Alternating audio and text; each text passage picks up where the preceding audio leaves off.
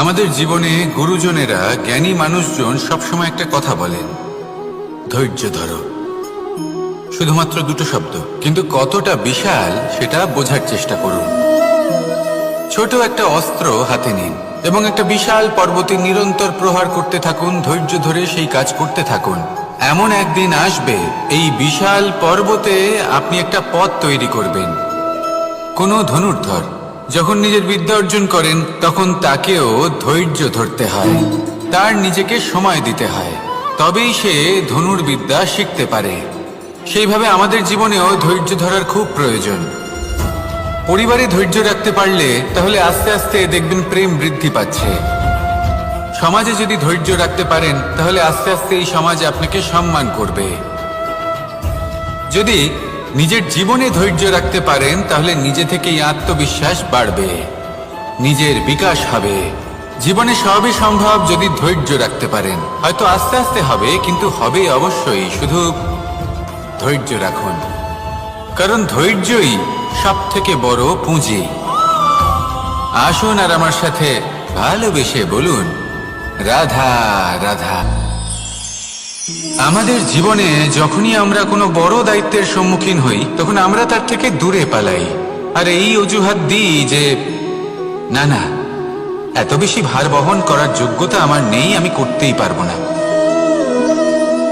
দেখুন, এই সংসারে ভিন্ন ভিন্ন ধরনের গাছ আছে, ছোট গাছ, বড় গাছ, কিন্তু বটগাছের মতো বড় এবং নিবিড় গাছ আর একটাও নেই। সে নিঃস্বার্থভাবে এই সংসারকে সেবা করে যায়, ছায়া প্রদান করে, শীতলতা প্রদান করে। আর যখন এমন সময় আসে যখন তার ওপর বোঝা অত্যন্ত বেড়ে যায়, সে কিন্তু কোনোভাবেই ভেঙে পড়ে না। তখন সে নিজের নিঃস্বার্থ কর্মের ফল লাভ করে, সেই নিঃস্বার্থ কর্ম যা সে করেছে। তার দেহ থেকে ছোট ছোট ঝুড়ি বার হয় এবং তা কাণ্ডের আকার ধারণ করে। সেই কাণ্ড মাটির কাছে পৌঁছয় এবং তারপর তা বটগাছের সহায়ক হয়ে ওঠে। সে ভেঙে পড়ে যায় না। এইভাবে আপনিও জীবনে নিঃস্বার্থভাবে সবার সেবা করুন, ভালোবাসুন, সবাইকে সাহায্য করুন। যেদিন আপনার ওপর বোঝা অত্যন্ত বেড়ে যাবে, সেদিন এই সব মানুষ আপনাকে সাহায্য করার জন্য আসবেন, আপনার শক্তি হয়ে উঠবেন, আর আপনি বটগাছের মতোই মহান এবং বিশাল হয়ে উঠবেন।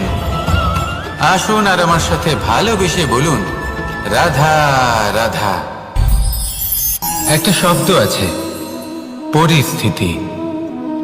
অনেক মানুষের মুখে আমরা এই শব্দ শুনি। জীবনে যখন অসফল হই, দুঃখ আসে, সংকট আসে, কোনো বিপদ ঘনিয়ে আসে, তখন সমস্ত দোষ আমরা পরিস্থিতির ওপর চাপিয়ে দিই। আর দেখতে গেলে কোথাও না কোথাও ঠিকই করি। এই পরিস্থিতি প্রত্যেক দিনের মতো পাল্টাতে থাকে, কিন্তু এই দিন, এই রাত, এমন কেউ আছেন যিনি এর ওপরেও নিয়ন্ত্রণ সাধন করেন, আর তিনি হলেন সূর্য। ঠিক সেই রকমই আমাদের জীবনেও সূর্য হলো এই মন। যদি এই মনের উপর আমরা নিয়ন্ত্রণ করতে পারি, তাহলে আমরা জীবনকেও নিয়ন্ত্রণ করতে পারবো। প্রথমে এই মনের রাজা হয়ে উঠতে হবে। তাই মনে রাখবেন, যদি মন দুর্বল হয়, তাহলে পরিস্থিতি আমাদের সমস্যা বলে মনে হবে। এই মন যদি স্থির হয়, পরিস্থিতি প্রতিস্পর্ধা বলে মনে হবে। আর এই মন যদি শক্তিশালী হয়ে ওঠে, তাহলে যে কোনো পরিস্থিতি আপনার কাছে একটা সুযোগ মাত্র, এমন এক সুযোগ যাতে অগ্রসর হয়ে আপনি মহান হয়ে উঠতে পারেন। এই মনের শক্তির বৃদ্ধি ঘটান, মহান হয়ে উঠুন, আর আমার সাথে ভালোবেসে বলুন, রাধা রাধা। খুব সুন্দর একটা কাহিনী আছে। একবার এক ব্যক্তি নিজের অসফলতার জন্য ত্রস্ত হয়ে সময় দেবতার তপস্যা করতে বসলেন। উনি তপস্যা করলেন এবং সময় দেবতা প্রসন্ন হলেন, মানুষের রূপ ধারণ করে ওনার সামনে প্রকট হলেন। এবার সেই ব্যক্তি ওনাকে জিজ্ঞেস করলেন যে কি এমন আছে যার জন্য আপনি বারবার জয়ী হন আর আমি চিরকাল পরাজিত হয়ে থাকি? কেন এত পরিশ্রম করা সত্ত্বেও আমি সাফল্য লাভ করতে পারি না? তখন সময় দেবতা উত্তর দিলেন যে দিন হোক বা রাত, ঝড় হোক বা ভূমিকম্প, রোদ হোক বা বৃষ্টি হোক, সময়ের সূত্রপাত হোক বা প্রলয়, আমি থামি না, আমি চলতেই থাকি। আর সেই জন্য যিনি থেমে যান তিনি পরাজিত হন, আর আমি জয়ী হই। এটাই আমাদের শিখতে হবে। জীবনে সবসময় চলতে থাকুন, কখনো থামবেন না। হ্যাঁ, কিছুক্ষণের জন্য বিরতি নিতে পারেন, বিশ্রাম করার জন্য, নিজেকে আরো সশক্ত করে তোলার জন্য, কিন্তু থেমে যাবেন না। নিরন্তর কর্ম করতে থাকুন, পরিশ্রম করতে থাকুন, তবেই এই সংসার আপনাকে মনে রাখবে। আসুন আমার সাথে ভালোবেসে বলুন, রাধা রাধা। মানুষ তার জীবনে দুই ধরনের পরিস্থিতিকে খুব ভয় পায়। এক, কোনো কারণবশত কারোর সামনে নত হওয়া। দুই, কোনো কারণে নিজের চরিত্র থেকে, নিজের মূল্যবোধ থেকে বিচ্যুত হওয়া। এবার কেন হয় এরকম যে কথায় কথায় কারোর সামনে নত হতে হয়? কেন বারংবার নিজের চরিত্র থেকে চ্যুত হতে হয়? এরকম কেন হয়? এটা তখনই হয় যখন আমাদের শিক্ষা এবং মূল্যবোধের অভাব থাকে। যদি মানুষের মধ্যে প্রকৃত শিক্ষা থাকে, তাহলে এই সংসারে কোনো সময় এবং কারোর সামনেই নত হওয়ার কোনো প্রয়োজন নেই। যদি মানুষের মধ্যে মূল্যবোধ থাকে, তাহলে তাকে নিজের মূল্যবোধ বা চরিত্র থেকে বিচ্যুত হতে হয় না, তা সে যাই হয়ে যাক না কেন। কোনো বালককে যদি জন্ম থেকেই সুশিক্ষার অধিকারী করা হয়, শিক্ষিত করা হয়, মূল্যবোধের অধিকারী করা হয়, তবে সে এই সংসারে এমন কর্ম করবে যাতে সে নিজেকে, নিজের পরিবারকে, সমগ্র সমাজকে গর্বিত করতে পারে। শিক্ষা লাভ করুন, মূল্যবোধ লাভ করুন, এবং আমার সাথে ভালোবেসে বলুন, রাধা রাধা। আমাদের সকলের জীবনে একটা লক্ষ্য থাকে যেটা আমরা লাভ করতে চাই। ঠিক যেন একটা প্রতিস্পর্ধা বিদ্যমান যে কে সব থেকে আগে নিজের লক্ষ্যে পৌঁছতে পারবে। আর সেই জন্য আমরা সকলেই খুব তাড়াতাড়ি এগোতে চেষ্টা করি, বড় এবং দীর্ঘ পদক্ষেপ ফেলি, যাতে তাড়াতাড়ি নিজের লক্ষ্যে পৌঁছতে পারি। কিন্তু এক অত্যন্ত গুরুত্বপূর্ণ বিষয় আছে, সবসময় লক্ষ্য সামনে থাকবে না, কখনো কখনো তা খুঁজতে হয়। এই যাত্রা খুব কঠিন হতে পারে। আর ঠিক এই কারণেই সবসময় দ্রুত গতিতে চলা বা তাড়াতাড়ি পথে চলা সেটা আবশ্যক নয়। তার থেকেও বেশি গুরুত্বপূর্ণ হলো ভেবেচিন্তে তারপর পথ চলা।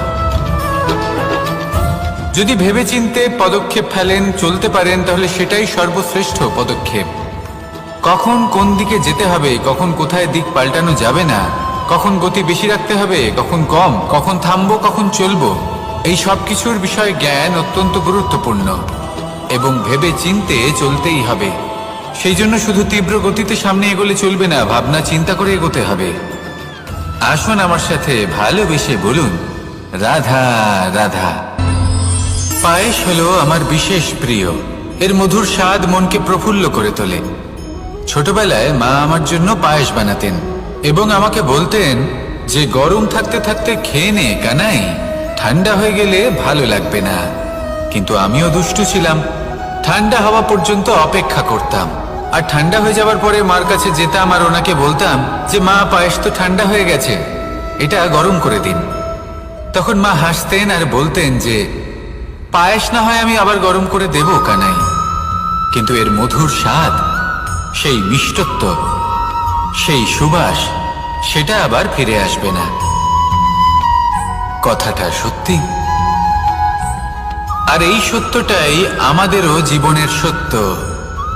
আমাদের জীবনের মধুর সম্পর্কগুলি, এতে যখন কটুভাব প্রবেশ করে তখন সেই মিষ্টত্ব ফিরিয়ে আনা প্রায় অসম্ভব ব্যাপার হয়ে যায়।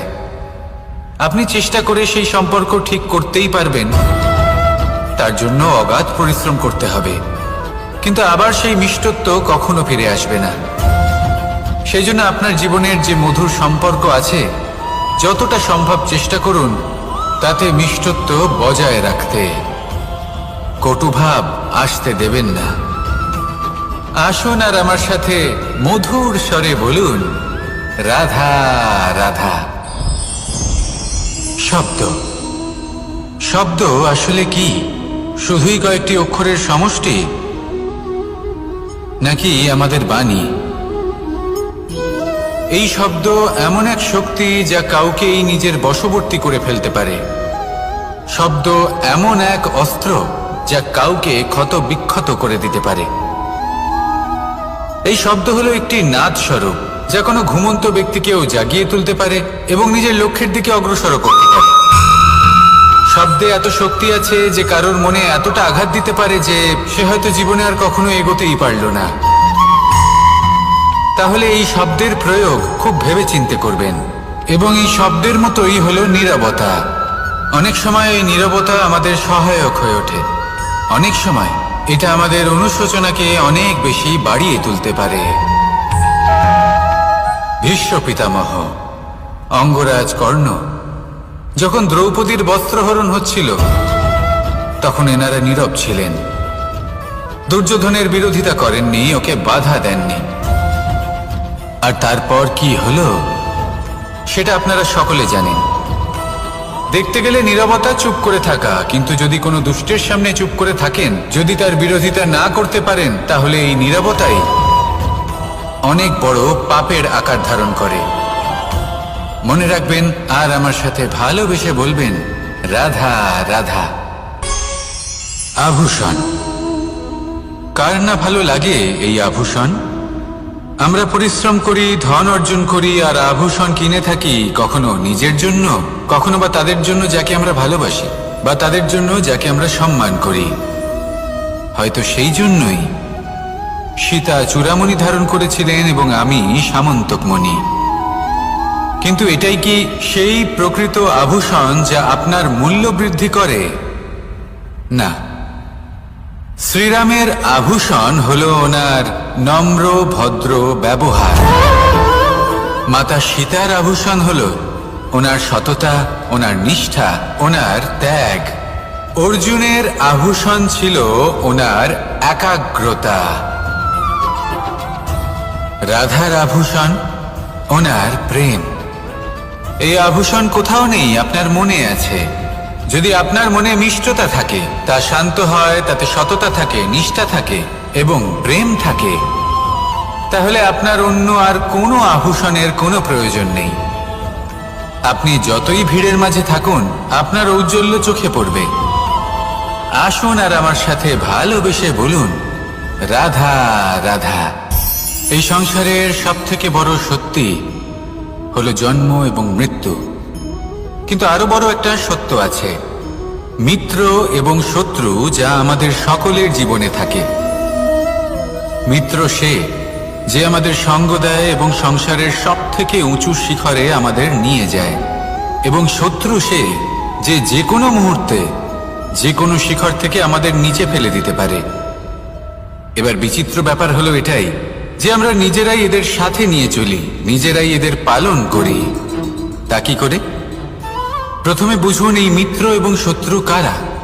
আপনার নিজের মন, আর কেউ নয়। এই মনই হলো মিত্র যখন তাতে ভারসাম্য বজায় থাকে, তা নিয়ন্ত্রিত থাকে, তা পবিত্র হয়। কিন্তু যদি এই মন অনিয়ন্ত্রিত হয়ে পড়ে, যদি আপনাকে সে নিয়ন্ত্রণ করতে শুরু করে, তখন সেই আপনার সবথেকে বড় শত্রু হয়। সেই জন্য এই মনের ওপর নিয়ন্ত্রণ রাখতে শিখুন, এতে ভারসাম্য বজায় রাখতে শিখুন। তাহলে আপনি এমন এক বন্ধুকে পাবেন যে আপনাকে এই সংসারের শিখরে পৌঁছে দেবে। আসুন আমার সাথে ভালোবেসে বলুন, রাধা রাধা। ঈশ্বর আসলে কে? সংসারের বেশিরভাগ মানুষের কাছে ঈশ্বর হলেন এই সংসারের রচয়িতা, পালনকর্তা।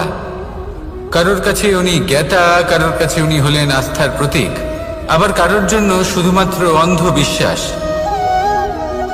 কিন্তু এই ঈশ্বর কি কোনো শরীর, নাকি একটা বোধ, নাকি শুধুই শ্রদ্ধা? ঈশ্বর হলেন তিনি যিনি হলেন আপনার ইষ্ট। সেই জন্যই তো গুরু, মাতা, পিতা এনাদেরও ঈশ্বরই বলা হয়েছে। যাদেরকে আমরা ঈশ্বর বলে মনে করি, যারা আমাদের ইষ্ট, তারা আমাদের একটি পথ দেখান, একটি দিকে চালিত করেন। সেই পথে চলে আপনি শুভ কর্ম করতে পারেন। আর যখন কোনো ব্যক্তি তার ঈশ্বরের আদেশ পালন করেন তখন সে নিজে থেকেই শুভ পথে অগ্রসর হয়ে যান। বেশ কয়েকজন মানুষ ঈশ্বরের ওপর আস্থা রাখেন এবং ভাবেন যে অনুচিত কোনো কাজ করা উচিত নয়, ঈশ্বর দেখছেন। ওনারা ভয় পান যে কোনো অনুচিত কর্ম করলে কে জানে তার পরিণাম কি হবে। এমন অনেক ব্যক্তি রয়েছেন যারা ঈশ্বরকে বিশ্বাস করেন এবং জানেন যে ঈশ্বর তাদেরকে দেখছেন, তাই যে যে শুভকর্ম ওনারা করেছেন তার ফল তারা অবশ্যই পাবেন।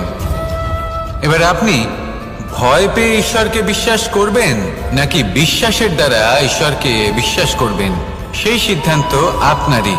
কিন্তু হ্যাঁ, যদি আপনার মনে ঈশ্বরের জন্য কোনো স্থান থাকে, যদি আপনার কোনো ইষ্ট থাকেন, যদি আপনি কাউকে ঈশ্বর মনে করেন যার প্রত্যেক আদেশ আপনি পালন করে থাকেন, তাহলে বলি ঈশ্বর কখনো আপনাকে অনুচিত পথে চালিত করবেন না। আসুন আমার সাথে ভালোবেসে বলুন, রাধা রাধা। এই সংসারে ভিন্ন ভিন্ন ধরনের গাছ আছে, অসংখ্য ধরনের প্রজাতি আছে। কিছু গাছ পাতা দিয়ে থাকে, কিছু ফুল, কিছু ফল। কেউ ছায়া প্রদান করে, কেউ শীতলতা প্রদান করে, কেউ নিজেকে খুব কষ্ট দিয়ে এই সংসারের বিকাশে সহায়ক হয়ে ওঠে। কিন্তু এই সবার মধ্যে একটা বিষয় কিন্তু সমান, এরা প্রত্যেকেই পাতা ছাড়া, ফুল ছাড়া, ফল ছাড়া জীবিত থাকতেই পারে, কিন্তু কোনো বৃক্ষই শিকড় ছাড়া বেঁচে থাকতেই পারে না। এটাই হলো রাধার। ঠিক সেইভাবেই আমাদের জীবনে শক্তি হোক, ধন হোক বা সাফল্য হোক, আমাদের বা আমাদের পরিবারের প্রসন্নতাই হোক, এই সব কিছুর আধার হলো, সবকিছুর মূল হলো পরিশ্রম। তাই জীবনে চিরকাল পরিশ্রম করতে থাকুন। যদি আপনি জীবনে মহান হবার পথে অগ্রসর হতে চান, তাহলে পরিশ্রম করুন। এই পরিশ্রম দ্বারাই নিজের পরিবারকে প্রসন্ন করুন, নিজের বন্ধুদের প্রসন্ন করুন, এই সমাজকে গর্বিত করুন। আসুন আমার সাথে ভালোবেসে বলুন, রাধা রাধা। কখনো কোনো বাগানের কোনো বৃক্ষকে দেখেছেন যেখানে সুগন্ধি ফুল থাকে, রসালো ফল থাকে?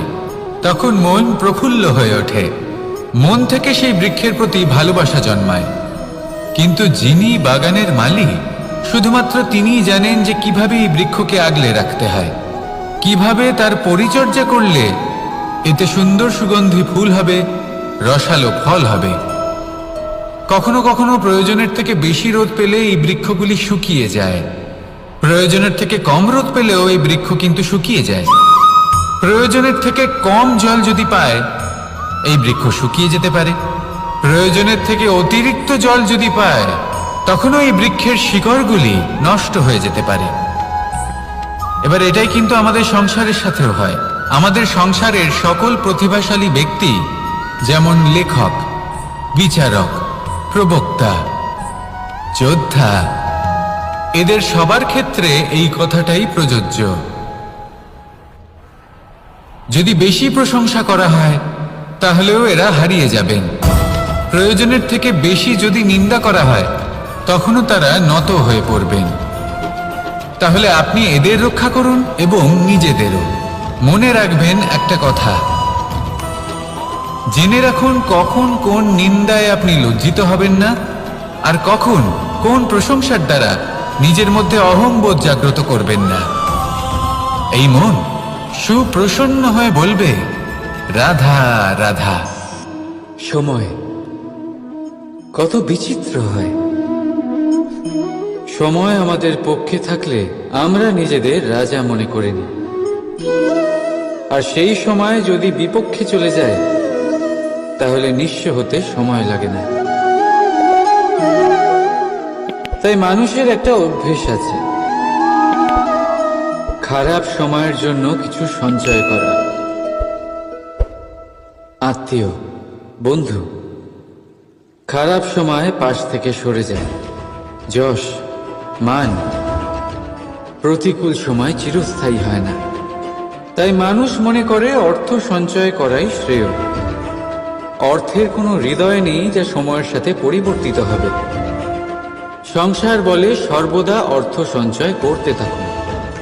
খারাপ সময়ে অবশ্যই কাজে লাগবে, কিন্তু আমি বলবো শুভ কর্ম করতে থাকুন, আনন্দে থাকুন, নিজের ওপর আর ঈশ্বরের ওপরে বিশ্বাস রাখুন। খারাপ সময় কখনো আসবেই না। রাধা রাধা। মানুষ নিজের পরিবারের জন্য কত কিছুই না করে, দিন রাত পরিশ্রম করতে থাকে যাতে তার পরিবারের প্রয়োজন পূরণের জন্য অর্থ রোজগার করতে পারে। কিন্তু শুধু অর্থ রোজগার করাটাই কি যথেষ্ট? আপনি বলবেন হ্যাঁ, নিশ্চয়ই। অর্থ দিয়ে সব কিছু পাওয়া যায়, বিদ্যা পাওয়া যায়, বাড়ি পাওয়া যায়, ওষুধ পাওয়া যায়, আর কত কিছুই না পাওয়া যায়।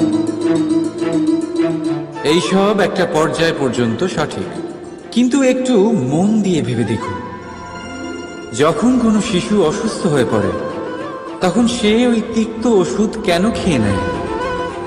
এই জন্য কারণ ওর পিতা সেই ওষুধ অর্থ দিয়ে কিনেছে? না, বরং এই জন্য কারণ তার পিতা যে তার সামনে দাঁড়িয়ে, তার উপরে তার বিশ্বাস আছে। বিশ্বাস আছে যে উনি তার কিচ্ছু হতে দেবেন না। এই বিশ্বাস, এই সংস্কার, এই শিক্ষা কখনো অর্থ দিয়ে পাওয়া যায় না। এটা পাওয়া যায় সেই সময় থেকে যা মাতা পিতা তাদের সন্তানের সাথে কাটিয়েছেন। তাই জীবনে অর্থ অবশ্যই উপার্জন করুন, কিন্তু নিজের পরিবারকেও সময় দিন, আনন্দ পাবে। রাধা রাধা। প্রকৃতি মানুষকে এক বিশেষ শক্তি দিয়েছে, অন্য জীবের থেকে বেশি শক্তি দিয়েছে, স্মরণ শক্তি। এই শক্তি মানুষকে অন্য জীবের থেকে ভিন্ন করে, ইতিহাস রচনা করার প্রেরণা দেয়, জ্ঞানকে বংশানুক্রমে এগিয়েও নিয়ে যায়। আর যারা ভুলে যান, অধিকাংশ সময় তারা উপহাস আর দয়ার পাত্র হয়ে যান। কিন্তু এটাই কি প্রকৃত রূপে সত্য? না। এই স্মরণ শক্তি মানুষের বিকাশের সব থেকে বড় বাধা হয়ে দাঁড়ায়, তার মনকে দূষিত করে দেয়। খারাপ অভিজ্ঞতা, কারোর করা বিশ্বাসঘাতকতা, কারোর কটাক্ষ বেশিরভাগ মানুষই ভুলতে পারেন না, আর তারপর প্রতিশোধ নিতে উদ্যত হন। প্রথমে সময় নষ্ট করেন প্রতিশোধের প্রস্তুতিতে, আর তারপর সময় নষ্ট করেন প্রতিশোধ নেওয়ার সুযোগ খুঁজতে। যদি সন্তুষ্টি পেতে চান, যদি জীবনে আনন্দ পেতে চান, তাহলে স্মরণ শক্তির সদ্ব্যবহার করুন। নিজের স্মরণ শক্তিকে চালনা করুন শুধুমাত্র ভালো কথা আর ভালো স্মৃতির দিকে। জীবনে আনন্দ পাবেন। রাধা রাধা। জীবন কি? এই জীবন আমরা জন্ম নিই, বড় হয়ে উঠি, আমাদের মা বাবা আমাদের পালন করেন, তারপর তাদের অর্থ দিয়ে আমাদের বাল্যকাল কাটে, আমরা আরো বড় হই, বিবাহ বন্ধনে আবদ্ধ হই, আমাদেরও সন্তান হয়, আমরা তাদের পালন করি, তারপর আমরা বৃদ্ধ হই, আর একদিন এই সংসার ছেড়ে আমরা সকলে চলে যাই। এটাই কি জীবন? আপনার মনে এই প্রশ্ন হয়তো অনেকবার জেগেছে, তাই না? এবার একটু জলের যাত্রাপথ লক্ষ্য করুন। সাগর থেকে বাষ্প হয়ে ওঠে এই জল, মেঘ হয়ে ঝরে পড়ে সে, তারপর নদী হয়ে আবার সাগরে মিলিয়ে যায়। কিন্তু কখনো এই প্রশ্ন করে না যে তার জীবন কি, তার উদ্দেশ্য কি। প্রতিটা মুহূর্ত বাঁচে সে, আর অন্যদের যতখানি সম্ভব সাহায্য করে। যখন সাগরে থাকে তখন অসংখ্য জীবকে জীবন দান করে। যখন সাগর থেকে বাষ্প হয়ে মেঘ হয়ে যায় তখন চাষিদের মনে এই আশা জাগায় যে ফসল আবার ফলবে। যখন বর্ষা হয়ে ঝরে পড়ে তখন এই শুকনো তৃষ্ণার্ত ধরিত্রীর তৃষ্ণা মেটায়। আর যখন নদীতে থাকে তখন তার পারে নানান গাছপালার জন্ম দেয়। কিন্তু ভাবুন, জল কি কখনো এটা ভাবে যে তার জীবন কি বা তার জীবনের উদ্দেশ্যটাই বা কি? না, সে শুধু নিজের ধর্ম পালন করে যায় আর যতটা সম্ভব সবাইকে আনন্দ প্রদান করতে থাকে। সেই জন্যই জীবনে কখনো এই প্রশ্ন করবেন না যে এই জীবন কি, এই জীবনের উদ্দেশ্য কি। শুধু এই জীবন বাঁচুন আর যতটা সম্ভব সবাইকে আনন্দ প্রদান করুন। মন প্রসন্ন হয়ে বলবে রাধা রাধা। কখনো বৃষ্টির জন্য হওয়া কাদার মধ্যে দিয়ে আপনি নিজের বাড়ি ফিরেছেন? পাদুকা পরার জন্য আপনি ওই কাদা থেকে অবশ্যই বেঁচে যান, কিন্তু সেই পাদুকা থেকে আগত নোংরা কাদার ছিটে আপনার বস্ত্রকে ময়লা করেই দেয়। কিন্তু তাও সেই ছিটের জন্য আপনার বস্ত্র ময়লা হয়ে যাবে, সেই জন্য আপনি পাদুকা পরা ছেড়ে দেন না। ঠিক সেইভাবেই জীবনে এমন কিছু মানুষও আসেন যারা পাদুকার মতো হন, যারা আপনাকে কাদার থেকে বাঁচিয়ে নেন, কিন্তু বস্ত্ররূপী আপনার মনের উপরে আশঙ্কার দাগ ছেড়ে যান। এইসব মানুষের জন্য নিজের মন ছোট করার কোনো প্রয়োজন নেই। প্রয়োজন আছে শুধু এটা ভাবার যে আপনি নিজের পা কাদার থেকে বাঁচাবেন নাকি আপনার বস্ত্র। জীবনে গম্ভীর হওয়া ভালো কথা, কিন্তু সমস্ত বিষয় যদি গম্ভীরভাবে ভাবতে থাকেন তাহলে জীবনের আনন্দটাই শেষ হয়ে যাবে। এই সংসার অস্থায়ী, এখানে এমন কিছুই নেই যা চিরকাল জীবিত থাকবে। তাই যতক্ষণ এই জীবন আছে সন্তুষ্টি আর আনন্দ নিয়ে বাঁচুন। নিজের ওপর আগত কাদার ছিটের দিকে মন দেবেন না, শুধু আনন্দ বিতরণ করুন। মন প্রসন্ন হয়ে বলবে রাধা রাধা। আমাদের জীবনে গুরুজনেরা, জ্ঞানী মানুষজন সবসময় একটা কথা বলেন, ধৈর্য ধরো।